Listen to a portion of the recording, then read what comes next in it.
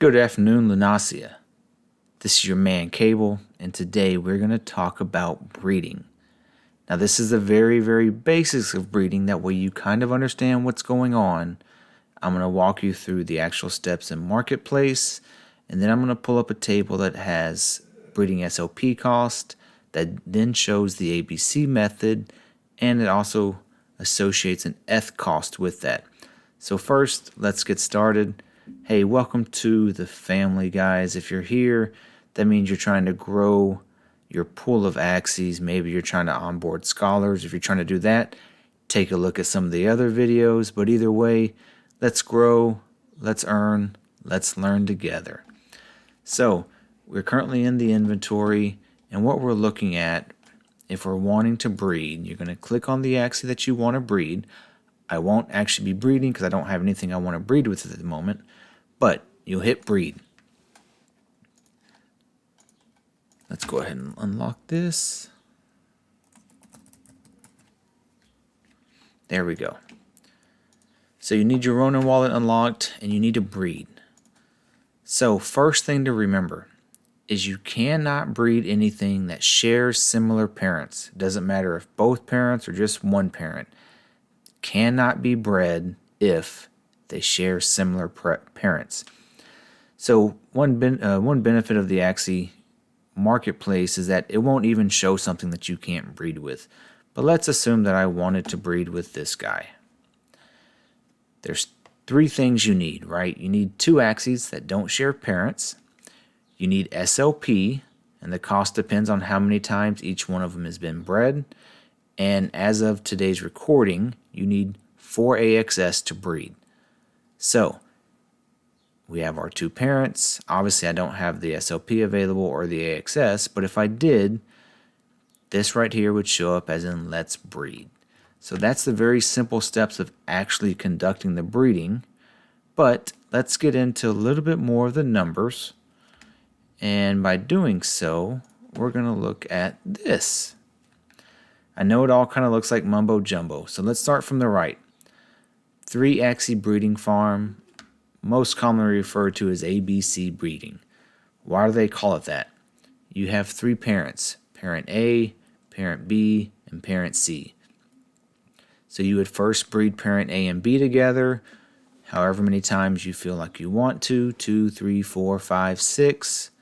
Maximum times is 7 times. So you can go from 0, 7 to 7, 7. At 7, 7, they can no longer be bred.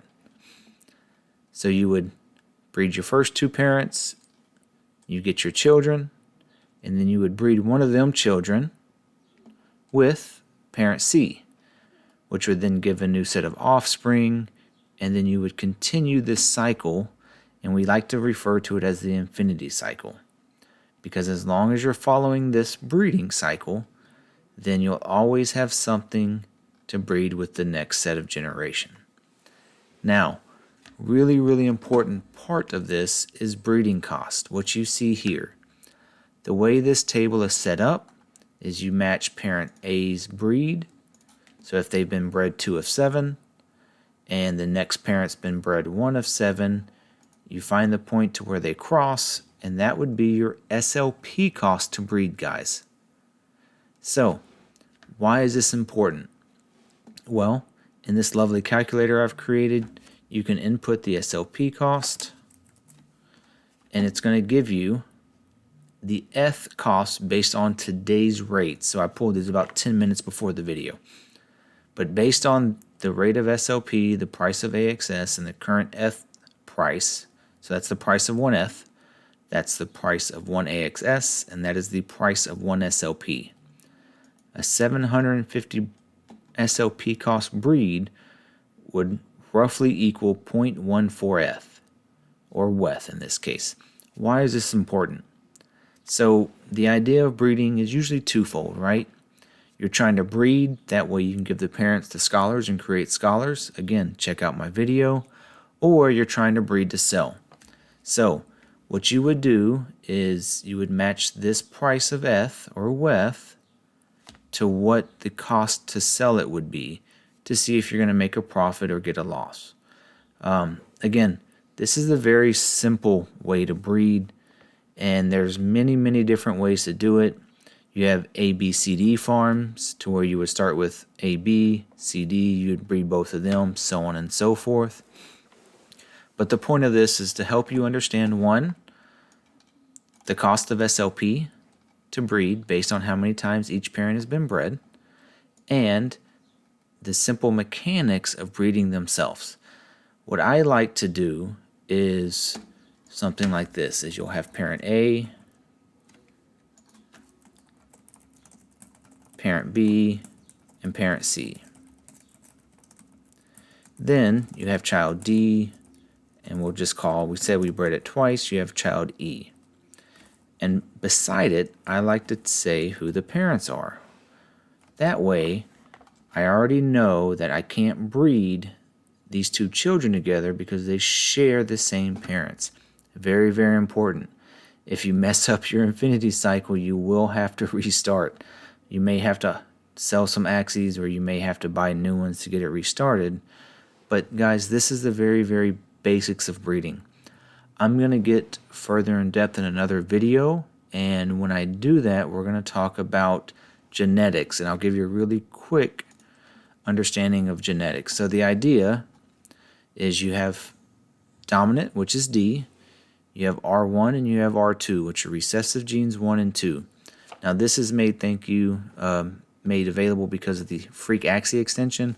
Please download it. It makes looking at genetics extremely simple, but this is a really quick overview of it. So if I'm wanting something that has pumpkin, as you'll see there, then obviously I want to look for another Axie that has pumpkin and at least the dominant, preferably the R1 and R2. The more pure it is in forms of pumpkin and D, R1, and R2, gives you a higher probability of getting pumpkin on your offspring. Now, please do know that if you do have two pure 100% that match all the way across, Axie Infinity does have a mutation probability to it. And again, that will be covered in another video. But I really wanted to talk about the basics today. If y'all are still here, thank you for tuning in. I really appreciate it. If you have any questions, please let me know. Leave a comment, hopefully a thumbs up, and subscribe to the channel. We're looking at doing at least one video a week, hopefully two. Anyway, welcome to the family. Welcome to Axie Infinity, and it's great to have you here. Thank you.